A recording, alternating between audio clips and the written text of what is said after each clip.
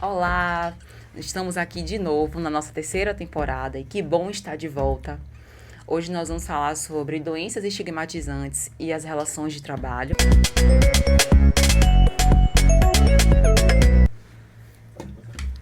Olá, estamos mais uma vez aqui na nossa terceira temporada e que bom estar aqui de volta.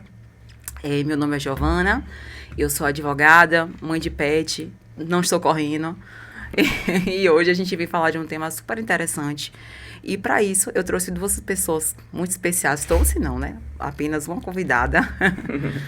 E que eu sou suspeita para falar, né? Então eu já vou deixar que eles se apresentem, né?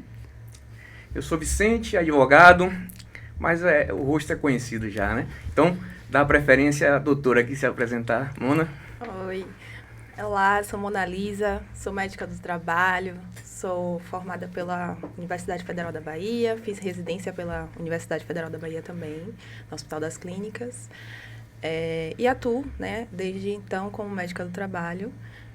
Sou mãe de Gil, sou ceramista também, gosto das artes e é isso. No final tem que dar o arroba, né? O arroba. Isso. Da cerâmica. Isso, eu tava aguardando, né? Bem, hoje a gente vai discutir, né, sobre um tema que diz respeito a esse ambiente, né, laborativo de trabalho, que são as doenças estigmatizantes. Então, para começar, a gente vai ter o conceito de o que são doenças estigmatizantes, afinal. Bom, as doenças estigmatizantes, elas são aquelas que causam algum estigma, né, na pessoa, que pode constranger ela em qualquer ambiente, né? A gente trouxe o tema mais voltado ao trabalho. Eu não vou falar sobre doenças ocupacionais propriamente ditas, né, mas essas doenças que podem interferir, né, nas relações de trabalho, né? Então, a gente vai papear um pouquinho, né, sobre esse contexto. E eu acho que depois da pandemia, né, principalmente, a gente acabou descobrindo várias outras situações ao voltar para o presencial, né? Sim. Presenciamos um pouquinho do que a gente já vou até adiantar um pouco o papo, que é em relação a certas doenças que vão a depender do tempo. E a gente está com o nosso especialista do INSS aqui, que eu estou me ousando a falar no lugar dele, que vão ter o afastamento e essa volta, que acaba também sendo um assunto muito importante, né? Sim.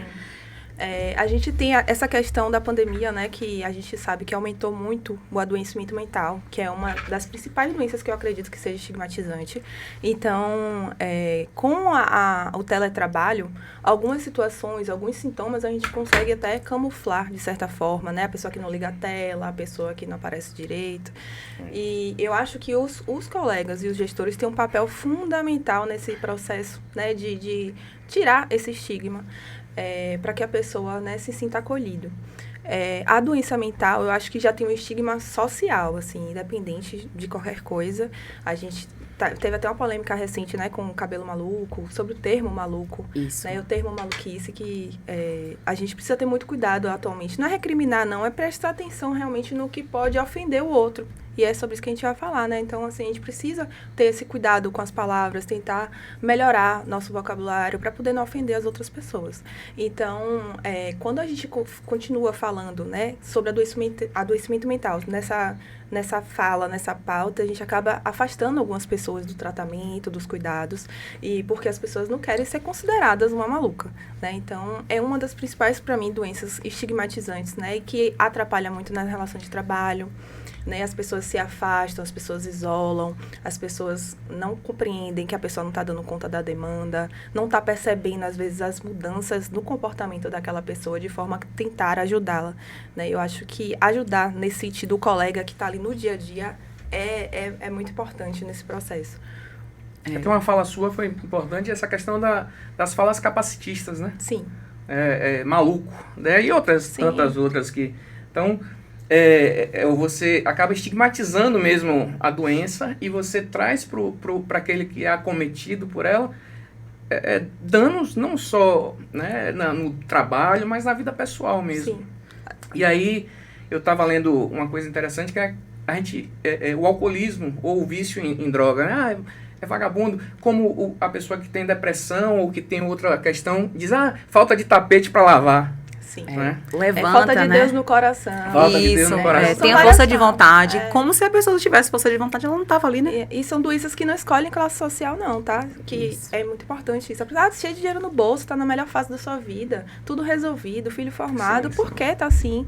Então, não tem. Depressão, Não tem como. bipolaridade. São doenças que a gente não tem como escolher, né? Quem Sim. são os escolhidos, digamos assim.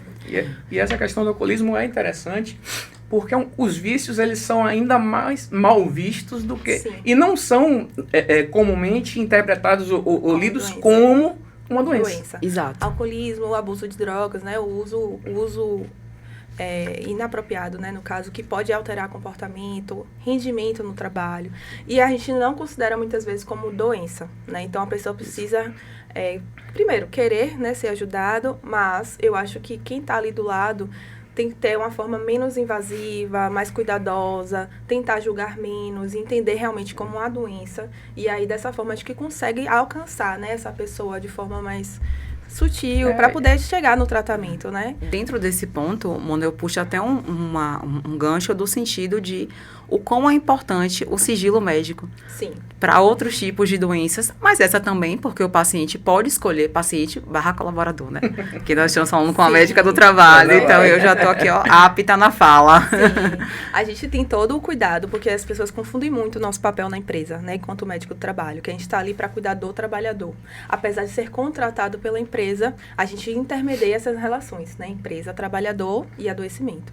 Então, a gente está ali para cuidar, para que ele não adoeça. E, às vezes, é muito difícil, porque a gente tá ali dentro da empresa, eles não conseguem ter a ficar à vontade e tudo mais. Quando a gente tem mais tempo dentro da empresa, as pessoas acabam criando esse vínculo, criando essa confiança, e aí entende que, tanto que a gente não pode nem ser assistente técnico, né, de pacientes que são nossos. Então, assim, todo esse cuidado ético, profissional é importante. Uma medicina bem feita do trabalho, ela é importante nas empresas. E a gente tem esse cuidado ético do sigilo com o CID, né?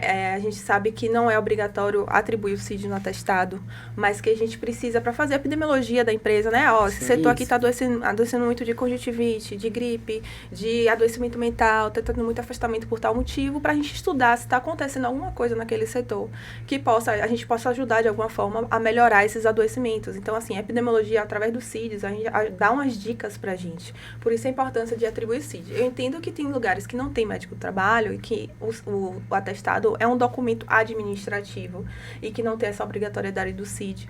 Então, nessas empresas, acho que realmente fica comprometido, né, esses estudos epidemiológicos e o sigilo, né? A gente tem outras doenças também estigmatizantes, né, que você falou do sigilo, eu lembrei das doenças infecciosas, né, sexualmente transmissíveis, que é muito importante o sigilo, apesar de serem estigmatizantes na vida, a gente sabe. Como a gente mantém um sigilo médico, só vai saber no setor ou no trabalho ou os colegas se a pessoa tiver a vontade para contar.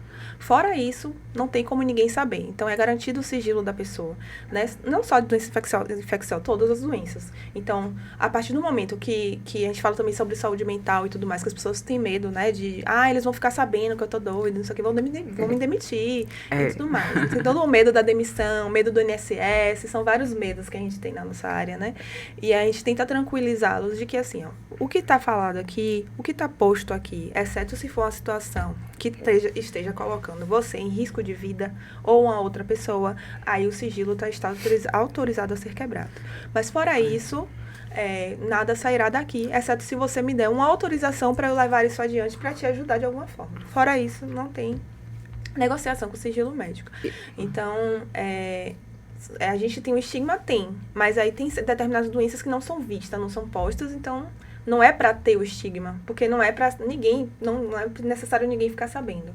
Eu falo das intervenções dos colegas e gestores em relação à mudança da pessoa que convive, né? No dia a dia ali, tá ali, acho que Giovana tá um pouco mais triste. Se eu perguntar ela se tá tudo bem, né? Se ela precisa de alguma ajuda, né? Como é que tá as demandas dela, né? Enfim, essas percepções do dia a dia que eu acho que às vezes falta esse tato, esse cuidado, né? De gestores e amigos e colegas de trabalho, que nem sempre são amigos, eu ainda deixo bem claro isso, que tem pessoas que estabelecem relações de trabalho que levam para a vida, mas não necessariamente precisa ser. Então, às vezes, são relações que, inclusive, essa questão do adoecimento e tratamento, que quando a pessoa foge do tratamento, a gente tem pessoas que não se cuidam, que adoecem o colega do lado, Sim. né? Então, assim, esse estigma pode levar a isso, né? A pessoa não cuida porque tem medo, que tem que manter uma postura de forte, né? Como se o adoecimento levasse ele a fraqueza, né? E aí a pessoa não se trata, não se cuida, adoece o próximo, porque quem está do lado acaba adoecendo. Então, a gente precisa, né, ter esse olhar. Eu acho que os gestores e amigos e colegas de trabalho precisam estar sempre atentos. Por isso que a gente faz essas campanhas do Setembro Amarelo, essas cores todas, para poder quem está próximo ajudar, né, e chamar atenção sobre alguns sintomas. E não só nesses momentos, né? Mas assim, durante todo ano que se leve isso para a vida mesmo, Sim. como uma forma de realmente perceber o outro, né? Eu acho que é a medicina humanizada. Né? Se fosse a gente pudesse definir, que eu sei que é muito pouco, mas acho que talvez a gente traria nesse ponto. O sigilo médico, eu ainda digo mais, ele não é só um dever do médico e um direito do paciente, como ele acaba também sendo impulsionando para aquela pessoa tratar aquela doença, porque ele tem noção Sim. de que vai poder se abrir, Sim. de falar o que está sentindo, alguns sintomas, Confiança, porque... né? Aí a relação médico-paciente, né, que a gente chama, sendo bem estabelecida, existe essa relação de confiança, e a partir disso a gente, né, desenvolve os encaminhamentos, os tratamentos, e pode ajudar de fato a pessoa. Isso. E uma medicina do trabalho no local do trabalho, de lá fora, ela tem essa função de ajudar, né? Porque quando, como você muito bem falou, quando não tem esse setor, ele apenas é um documento administrativo que vai ser para abonar faltas ou não, né? Sim, vai ser arquivado. Vai ser arquivado. Ele não vai ter uma tratativa e aí a gente pode estar adoecendo um setor, a gente está com uma vida ali, né? Porque antes dele ser um colaborador, ele é um ser humano. Às vezes quase uma empresa toda. Se a gente pegar o exemplo das teles, né, telemarketing, tem duas grandes doenças que a gente tem, pelo menos de conhecimento, que é, na maioria das vezes, ou por assédio ou por excesso de trabalho, que é o adoecimento mental, e a questão do adoecimento físico com as questões físicas relacionadas à digitação. Né? Então, essa questão de estudo, de aplicação, a gente não vê em todas as empresas, e essas de telemarketing, não todas, eu estou falando em algumas, inclusive algumas saíram da imprensa, eu acho que o telemarketing é bem complexo. Exatamente, foram casos que foram para a imprensa porque foram casos escabrosos, assim, né? Então a gente não percebe em todas as empresas que deveriam, principalmente nessas que tem, o foco tá ali. Qual é, como o meu funcionário, ele adoece. Ele adoece por causa disso e adoece. E mental, porque ele entrou em depressão, porque ele está com crise aguda de ansiedade. Existe o adoecimento mental, em geral, a gente tem que é multifatorial. A gente está num grande boom agora, porque estão se falando muito sobre burnout. E é um tema muito polêmico por causa do... o termo usado, ele é exclusivo para o trabalho, só que a gente está usando burnout para tudo. Inclusive, agora está surgindo um termo sobre burnout materno. Né? Então, assim, a gente tem que... nós temos que ter cuidado com alguns termos, alguns nexos causais que já chegam lá com eu tenho uma doença do trabalho. O diagnóstico. Só que, na verdade, a gente precisa muito ter cuidado, porque são doenças multifatoriais. As pessoas, às vezes, já vêm com essa doença, essa patologia de base, já vêm com outros fatores sociais atribuídos. Perfeito. Então, assim, a gente precisa ter esse distinguir, cuidado. né? Isso até os próprios psiquiatras têm um pouco de dificuldade, porque eles também não estão na área de trabalho da pessoa, não sabem sobre essas relações. Então, precisa entender a dinâmica familiar, a dinâmica social, a dinâmica do trabalho. O trabalho pode entrar, sim, como contribuinte disso, mas, às vezes, é muito difícil falar assim, é só isso. É só o trabalho que está causando esse adoecimento mental. Eu falo mais em relação, como você falou, né? Você faz a amostragem, se a empresa faz a pesquisa, né? A estatística, ela vai perceber que pode haver um fator ligado ao trabalho, porque pela quantidade de colaboradores que... aquele setor está indo tudo bem. De repente, todo mundo começa a botar... Às vezes, inclusive, as pessoas botam atestado com CID diferente. E isso, aí começa a ter um absenteísmo enorme naquele setor, e a gente fica assim, nossa, tá todo mundo faltando aqui por quê? Tá todo mundo fugindo. A gente fala assim, tá fugindo aqui, botou uma gripe, uma diarreia, não sei o quê, e vai botando atestado, querendo fugir realmente daquela realidade que o trabalho começa a incomodar, começa a não ficar satisfeito e começa realmente a adoecer. Só que aí a gente tem que, né, o médico do trabalho tá ali para ver que naquele setor tá acontecendo alguma coisa. Que interessante, viu? Eu gostei disso. Eu não tava ainda atenta que, por exemplo, em um setor de, sei lá, 20 pessoas. Aí vocês têm uma ideia dessa de quando acontecem muitos atestados diferenciados. Mesmo que sejam diferentes. Não é que aí tem alguma coisa Tem ali alguma que coisa pode não estar sendo dita. Tá todo mundo adoecendo nesse setor, Gente, que tem uma coisa interessante. errada, né? Sei lá. Sempre Enfim. aprendendo, tá vendo? É. Agora, eu acho que, eu falei, né, que o Vicente era o nosso especialista, que ele podia falar também um pouquinho da resistência do INSS, né? Que as Não, é isso. A grande questão... Tem estigma também, né? Do INSS. Voltando para essa questão das doenças estigmatizantes, a gente tem uma grande questão que nem todas são reconhecidas como doença ainda. Até o mesmo, por exemplo, o alcoolismo. Tanto Sim. nas empresas, eu volto porque é um exemplo de algo que as pessoas mais estigmatizam. É vagabundo, isso aí é vagabundo, isso aí... Não sai porque não quer. Não para de beber porque não quer. Então, quando esse cara, ele procura, por exemplo, um tratamento, ou até chega em um ponto que ele não consegue trabalhar mais, Ele é demitido. ele é demitido. É. Só que enquanto doença estigmatizante, a gente já tem a jurisprudência assim, consolidada no sentido de que ele não pode ser demitido. Então, com a reintegração dele. A gente está com um caso assim. E a gente está cuidando dessa pessoa, né? Isso. A gente está tentando cuidar dessa pessoa, fazendo os encaminhamentos com o médico clínico, né? Para poder encaminhar também para psiquiatra. Para começar, ele tem interesse também de ser tratado. Tem isso também, que assim, a reabilitação, o tratamento precisa... Sim, ter querer, né? Tem que ter o desejo da E muito, pessoa, né? né? Ninguém pode forçar ninguém e é difícil. E é porque a gente pensa... É um adoecimento mesmo. E isso é uma doença, a gente tem muito a ideia, né? Como o Vicente falou, que é banal, né? Ah, não sai porque não quer. Ah, tá fazendo porque, né? É vida boa. Outra Eu já doença escutei isso. que traz muito essa questão de estigma e questão laboral e previdenciária é o câncer, né?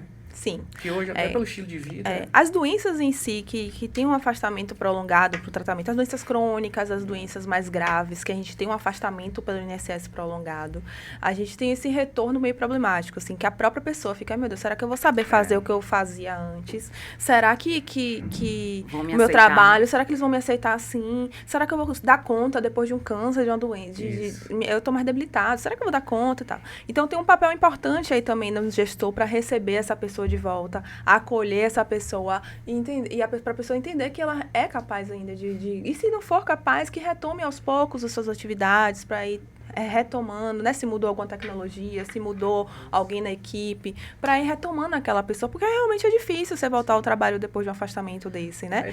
E de um afastamento que você não foi tirar férias, né? Não. E tem a questão psicológica, a insegurança dele, tem a insegurança Da doença. da doença da empresa também, empresa, instituição, dos colegas que recebem ele, que vão ter e às vezes limitações físicas mesmo. E a pessoa, às vezes, os colegas não sabem lidar com aquele diagnóstico, Isso. né? Se a pessoa falar, obviamente, né? Se a pessoa falar assim, não, eu tive um câncer, eu tô voltando agora. Isso. Aí os colegas ficam cheios de dedo. Porque, assim, o câncer dá uma ideia de proximidade com a nossa finitude, com a ideia de morte. A gente não sabe falar sobre esse tema, a gente não sabe lidar com isso. Aí fica, meu Deus, será que a pessoa vai morrer, não vai morrer, vai ter metástase, não vai? E aí, salvou, curou. E aí fica todo mundo meio apreensivo, né? E principalmente se a pessoa se gostarem da pessoa, mesmo que não goste, inclusive. Seu trabalho. Não gosta, a gente fica Não, preocupado. Fica preocupado, sim, com o colega, né? Sim. E fica sem saber como agir, né? agir. Naquele Eu acho momento. que o acolhimento para essas pessoas que estão nessa situação de vulnerabilidade, eu acho que é muito importante. Então, esse retorno ao trabalho do INSS, até a ida para o INSS, também é um outro processo. Que é né? resistida, né? Não, Na grande maioria dos a casos. grande maioria dos casos, as pessoas têm uma resistência muito grande. Ah, porque eu não vou receber, porque eu tenho filho para criar, e como é que eu vou comprar meu remédio? Mas, assim... o que a gente tem visto, né, vocês que são, né, previdenciários, as coisas estão acontecendo, né, na medida do possível. Tem um atraso ou outro, mas não tem sido, assim, de muitos meses, os atrasos, né, que a gente tem como era antigamente, que a pessoa ficava um ano sem receber pelo INSS. Eu acho que os atrasos acontecem do resultado, mas eu acho que são dias, né, pelo menos na realidade que eu tô vendo lá, nesses últimos tempos, né, não sei quando a pessoa vai ver esse vídeo, de repente tem uma greve do INSS quando a pessoa vê o vídeo. Mas, assim, ultimamente tem acontecido de forma fluida. Teve, inclusive, como havia um represamento grande de pedidos, houve agora uma suspensão das perícias e que está retomando agora. Então, ficou um Sim, período só de análise documental. renovando ou concedendo sem perícia, períodos mais curtos, óbvio, e agora está retomando porque exatamente estava um represamento. Tinha muitos pedidos que... Eles estavam só renovando com análise documental. A pessoa mandava um relatório, atestado, eles analisavam e liberavam ou não do benefício até tal data. Com a perícia fica um pouco melhor, né? Mas a gente sabe que tem algumas pessoas que são tratadas de forma injusta, mas eu nem sei se vale a pena entrar nesse tema aqui.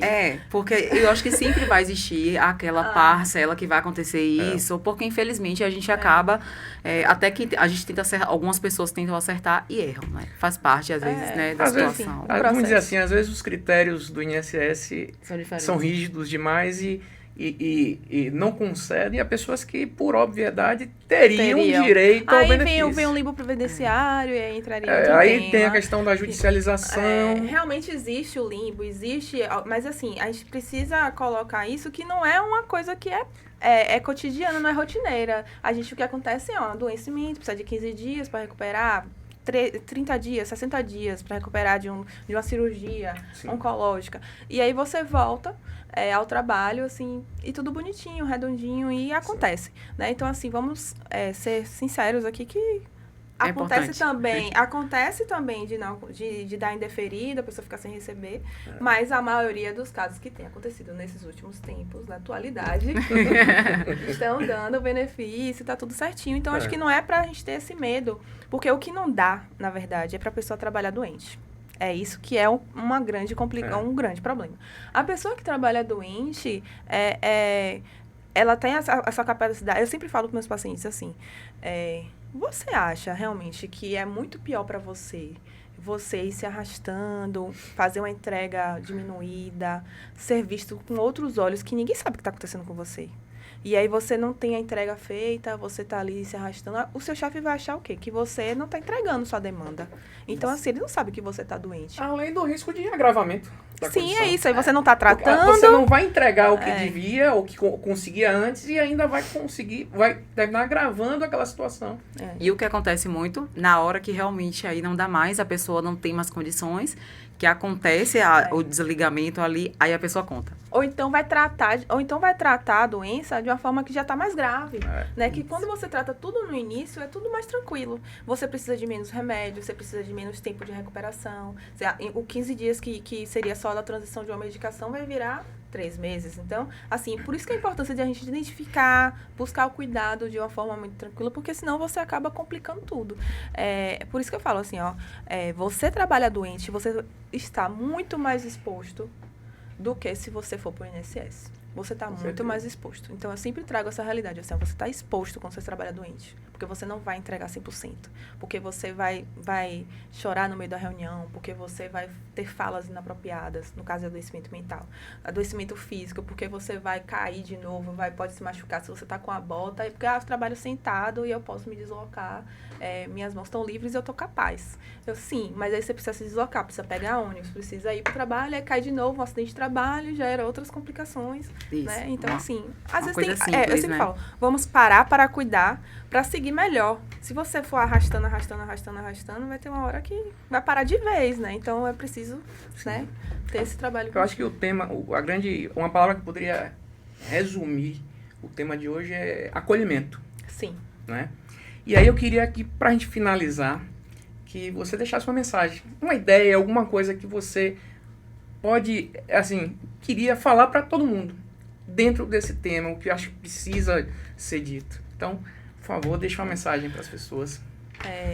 Eu acho que as doenças são estigmatizantes por causa de cultura, por causa, né, então eu acho que é importante a gente perceber, assim como a gente tem mudado sobre vários temas, né, sobre racismo, sobre homofobia, sobre, né, misoginia, sobre vários temas, a gente está se sensibilizando sobre o como falar, o como abordar. Eu acho que as doenças também precisam. E eu acho que já está acontecendo esse movimento. Porque as pessoas estão buscando muito mais o tratamento psicológico, por exemplo. Agora, algumas doenças realmente é um grande tabu. Então, a gente precisa falar um pouco mais sobre isso para poder desmistificar e a gente chegar chegar num lugar que é tranquilo falar sobre algumas doenças e não deixar ela no lugar de estigma, no lugar de preconceito, no lugar de difamação, porque não leva a um lugar bom, não leva a um tratamento, não leva a continuidade e, né, é importante. Eu acho que a gente está num caminho, né? Doutora, muito obrigado. Deixa uma mensagem de... eu ia dizer isso, eu não vou deixar minha mensagem Uma também, mensagem não. de Só paz. Mona que tem direito Principal. a Deixa a mensagem. mensagem de paz. A minha mensagem é que quando a gente estiver cansado, que a gente aprenda a descansar. Porque às vezes tudo no início é muito mais tranquilo pra gente cuidar, fácil não, né? Porque o fácil depende de cada um, eu não quero Claro. julgar a dor do outro. Foi mim, é muito grande. Então, que a gente aprenda a descansar quando estiver cansado, para que não chegue a um local muito pior. E que a gente não consiga, né, sair ou precise, não tem problema nenhum precisar de uma terapia. Eu acho que todo mundo tinha que fazer terapia. Eu tô me incluindo em todo mundo. Porque... Acho que é quase todo mundo.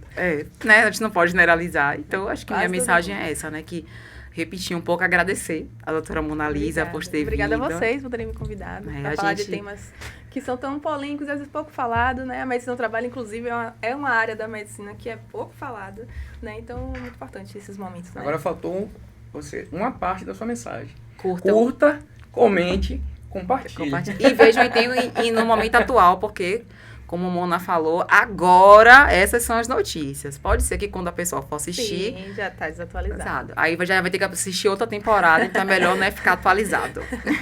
Obrigado, gente. Tchau, tchau.